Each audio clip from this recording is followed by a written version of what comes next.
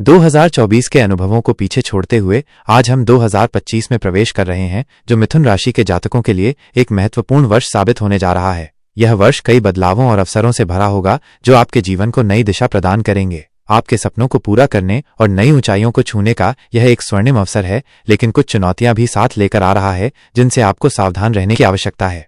साल की शुरुआत में देवगुरु बृहस्पति आपके द्वादश भाव में और न्याय के देवता शनि आपके भाग्य स्थान में विराजमान रहेंगे। इन दोनों ग्रहों की ये युति मार्च 2025 तक विशेष रूप से प्रभावशाली रहेगी। गुरु के वक्री होने से आपके खर्चों में कमी आएगी और बड़े निवेश के अवसर प्राप्त होंगे। यह समय आर्थिक रूप से आपके लिए अनुकूल रहेगा, लेकिन अनावश्यक खर्चों से भी बचना होगा, अन्यथा आर्थिक स्थिति बिगड़ सकती है। दूसरी ओर शनिदेव आपके भाग्य को प्रबल करेंगे, जिससे आपके कार्यों में सरलता और सफलता प्राप्त होगी। आपके रुके हुए कार्य भी इस दौरान गति पकड़ेंगे, लेकिन शनि की दृष्टि आपको आलस्य और प्रमाद से दूर रहने की चेतावनी दे रही है। भाग्य के भरोसे बैठकर अपने कर्म को न भूलें।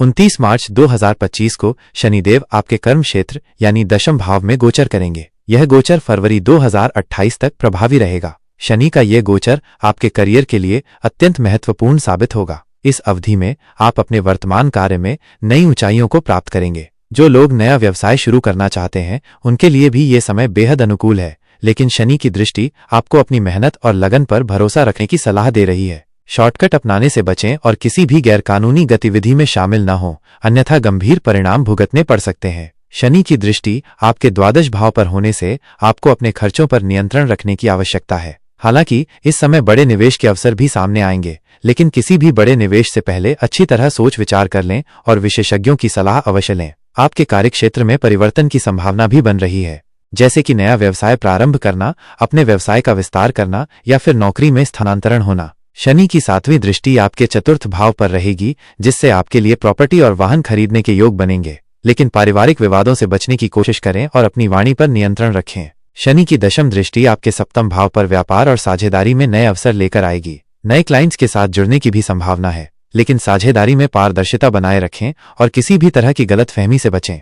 15 मई 2025 को देवगुरु बृहस्पति स्वयं अपनी राशि मिथुन में प्रवेश करेंगे। यह आपके लिए अत्यंत शुभ संकेत है। इससे आपके स्वभाव में सकारात्मक परिवर्तन आएगा और धार्मिक कार्यों में आपकी रुचि बढ़ेगी। गुरु को भाग्य का कारक माना जाता है, इसलिए उनके मिथुन राशि में आने से आपके भाग्य में वृद्धि होगी और स्वास्थ्य संबंधी परेशानियां दूर होंगी। लेकिन गुरु का प्रभाव आपको अति आत्मविश्वास से भी बचाएगा। अपनी सफलता को अपने सिर पर न चढ़ने दें और हमेशा विनम्र रहें। गुरु की पंचम दृष्टि आपके पंचम भाव पर संतान प्राप्ति के इच्छुक लोगों के लिए शुभ समाचार लेकर आएगी। बच्चों के करियर और शिक्षा से संबंधित चिंताएं भी दूर होंगी, लेकिन बच्चों के स्वास्थ्य का ध्यान रखें और उन्हें गलत संगत से बचाएं।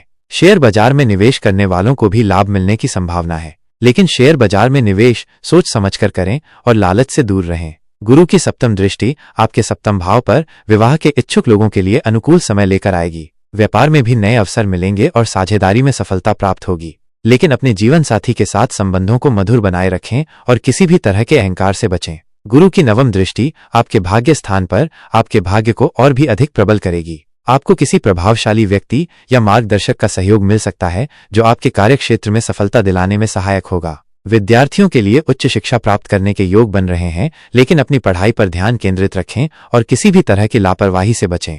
कुल मिलाकर 2025 मिथुन राशि के जातकों के लिए एक उत्कृष्ट वर्ष साबित होने जा रहा है। गुरु और शनि का प्रभाव आपके जीवन के विभिन्न क्षेत्रों में सकारात्मक परिवर्तन लाएगा। यह वर्ष आपके करियर, व्यवसाय, शिक्षा, परिवार और स्वास्थ्य के लिए महत्वपूर्ण साबित होगा। आपको कई नए अवसर मिलेंगे और आप अपने लक्ष्यों को प्राप्त करने में सक्षम होंगे, लेकिन आपको अपनी मेहनत, लगन और समझदारी से इन अवसरों का लाभ उठाना होगा। किसी भी तरह की लापरवाही या अति आत्मविश्वास से बचें और हमेशा सतर्क रहें। धन्यवाद। अगर आपको ये जानकारी उपयोगी लगी हो तो कृपया मेरे YouTube चैनल धर्मालोक को सब्सक्राइब करें और वीडियो को लाइक करना न भूलें। आपके समर्थन के लिए धन्यवाद।